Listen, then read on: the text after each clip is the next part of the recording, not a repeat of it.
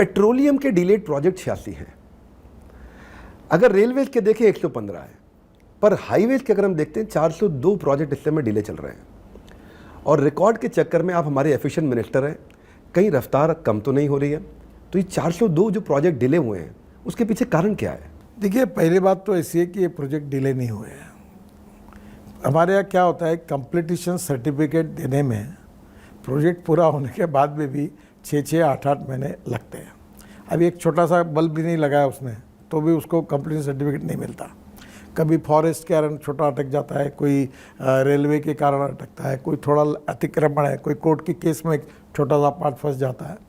तो मैंने इसका रिव्यू किया है। इसमें से सीरियसली प्रॉब्लम के प्रोजेक्ट 100 के अंदर हैं और बाकी प्रोजेक्ट वो व्याख्या हमको बदलनी पड़ेगी, तो वो उसमें से वो कम हो जाएंगे।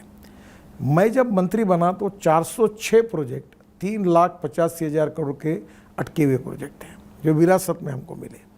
और उसको दूर करने के लिए मैं मेरे ऑफिस में नीचे में एक हॉल था, रात को 12-12 बजे तक कंसल्टेंट, कॉन्ट्रैक्टर, ऑफिसर्स और बैंकर्स और हम सब लोग वैसे बैठते थे। मैं आपको इस बात की मुझे बहुत खुशी है कि हमने हिंदुस्तान की बैंकों को 3 लाख करोड़ के एनपीए से बचाया और हमने प्रॉब्लम सॉल्व किए। कुछ जगह कॉन्ट्रैक्टर रिप्लेस किए और कुछ टर्मिनेट भी किए, जो कुछ भी करके नहीं हो सकता था वो टर्मिनेट किए। और निश्चित रूप से आज परिस्थिति ऐसी है कि 90% लैंड एक्वायर्ड किए बिना हम प्रोजेक्ट अवार्ड ही नहीं करते। फिर भी कहीं ना कहीं ऐसा होता है कि करते करते कोई कोर्ट में जाता है, कोई स्टे लाता है, किसी का पेट्रोल पंप होता है, किसी के अतिक्रमण होते हैं। अब हर व्यक्ति को अधिकार होता है। तो पहली बात तो ये है कि क्वालिटी ऑफ कंस्ट्रक्शन को इम्प्रूव करना और कॉस्ट ऑफ कंस्ट्रक्शन को कम करना।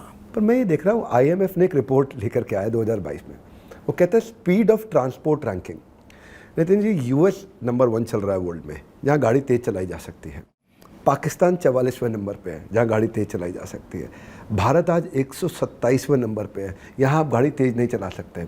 जहाँ आपकी हाईवे बनाने की रफ्तार इतनी तेज़ चल रही है, गाड़ियों की रफ्तार क्यों नहीं तेज़ हो पा रही है? देखिए, ये भी बड़ा इंटरेस्टिंग विषय है, ये बड़ा डिबेटेबल और कंट्रोवर्शियल विषय है। एक AG ऑफिस में बड़े डायरेक्टर थे, तो एक बार नागपुर में मेरी मुलाकात हुई। बोला, गडकरी जी, मैं आपका बड़ा एडमायर हूँ, पर इस देश के एक्सीडेंट के लिए आप जिम्मेदार हैं। तो मैंने कहा, ऐसा क्यों हुआ? बोले, आप रोड अच्छे बना रहे हैं, इसके कारण एक्सीडेंट हो रहे, स्पीड बढ़ रही है। तो मैंने बोला, आप मुझे सुझाव दो, मैं खोदने का काम करूँ क्या? एक एक रोड पे गड्ढे बनाता हूँ ताकि गाड़ी भी ऐसी 10 किलोमीटर के स्पीड से जाए।